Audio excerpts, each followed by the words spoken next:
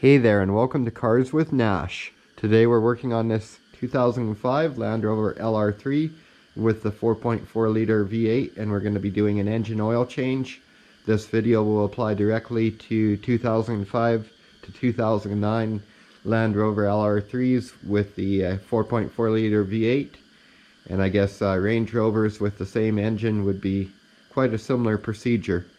So we're going to be using 530 Pennzoil full synthetic, and this is Euro spec as well. They do have a higher grade of oil in Europe, so you can look all that up online, and there's plenty of appropriate oils for this vehicle. Just make sure it's a high quality synthetic, and then we're going to use a Bosch oil filter, but again you can use any quality oil filter. Just avoid like Fram or Quaker State. Those are kind of low grade oil filters. So if you're going to go with the Bosch, it's 3978 is the filter number, and it holds 7.7 liters of oil or 8 quarts. And it's 13 millimeter on the drain plug. And then what I like to do is just pull up the dipstick a little bit just to act as an air vent. That allows the oil to drain out a bit quicker, and also warm up your engine before you do the oil change so that the oil's warm. It'll flow out a lot quicker and carry a lot more sludge off the bottom of the pan.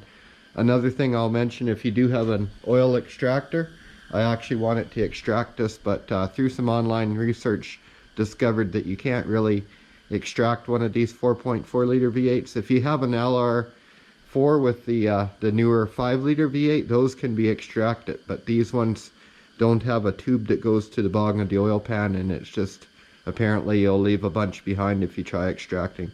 So we're going to do the traditional drain out the bottom method, which involves removing the skid plates, which have two 10 millimeter fasteners and the rest are all 13 millimeter. So there's two skid plates under there, a forward one that covers the oil filter and a rearward one that covers under where the oil drain plug is. So we'll get under there and show you all that in a minute here. Here are the two 10 millimeter. And the rest of these will be the 13 millimeter.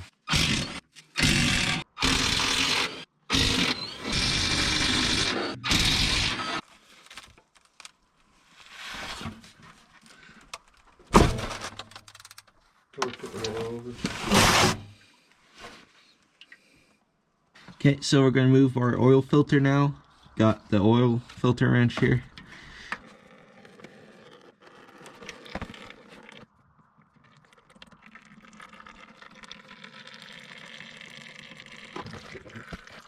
Okay guys, you do not want to get any contaminants in your new filter. And you want to check to see if there's any manufacturing debris in it. So this one does have a plastic cover, so that's nice. We'll peel that off.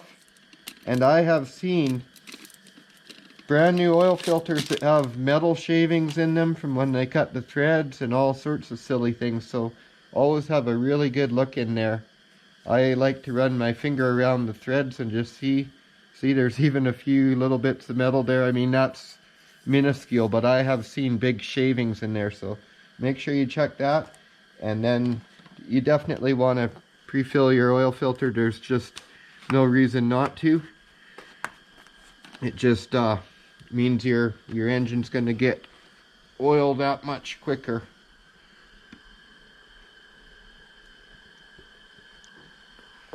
Making a mess there. So I'm not going to fill it right full, but I about that much. And then you want to make sure you lubricate the gasket here too. I'm making a heck of a mess, but anyways, don't spill like me. So I don't worry about filling it right up because this filter sits on its side, so of course you just spill it out, but it will soak into the outer part of the filter and it will saturate the filter media, and that way the new, like when it builds oil pressure, the oil is going to flow through there a lot quicker than if you just put it on dry.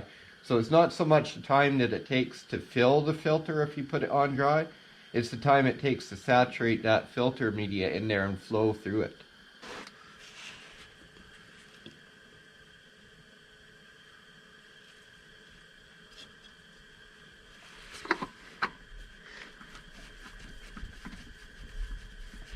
You just want to hand tighten your oil filter. I'm just using a paper towel because there's oil on the oil filter, so I can get a better grip onto the oil filter while tightening it up. Just as tight as you can get with your hands is good enough. You don't need to use a wrench on that. Okay, time to put the drain plug back in.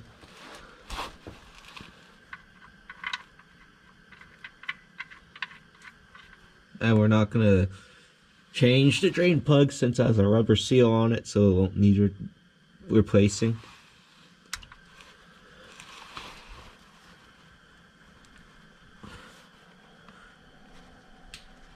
You want to torque this down to 18 foot-pounds.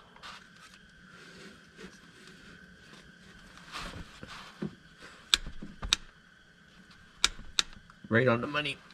Okay, so make sure that your oil cap is clean before removing it.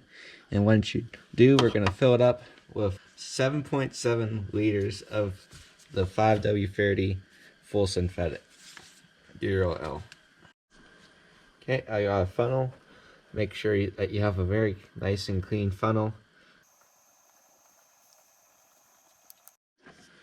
Okay, well, now it's time to add the rest of the 2.7 liters of the 5W30 to make up the total of 7.7 liters. And this is our second jug.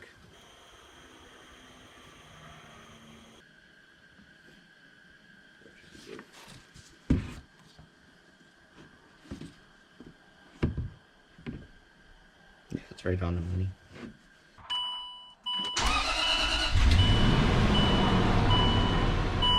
And there it's out.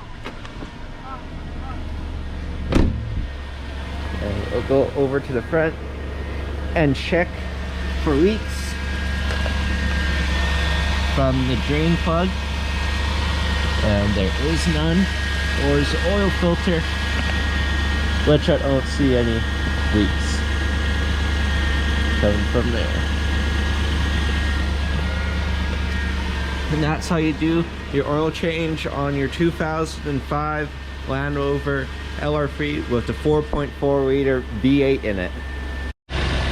And always after you do your oil change, make sure that you confirm on your dipstick that you have the correct amount of oil in your engine. Here's how you can keep track of when your last oil change was. You put the kilometers or miles down since last oil change and the date. Personally, I go by changing my oil by 7,000 kilometers or a year. Whichever comes first is when I'll change my oil. You guys can follow your own time schedule on how you want to change your oil.